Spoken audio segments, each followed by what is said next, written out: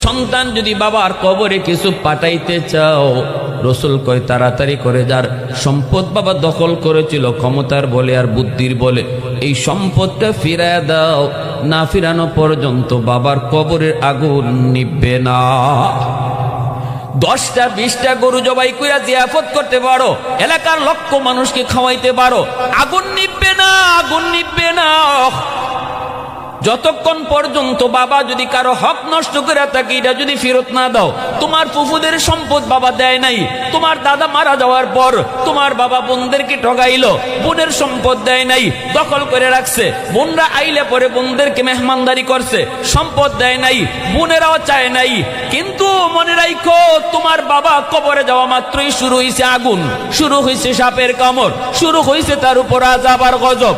তুমি সন্তান যদি বাবার কবরের আগুন নিবাইতে চাও, ফুফুকে ডাক দিয়ে আনো, ফুফাতো ভাই বোনকে ডাক দিয়ে আনো, যাদের সম্পত্তি বাবা আত্মসাৎ করেছে তাদেরকে ডাইকে আনো, আইনার সম্পদ ফিরায় দাও, সম্পদ বুঝায় দাও, নতবা বাবার আগুন নিভবে না।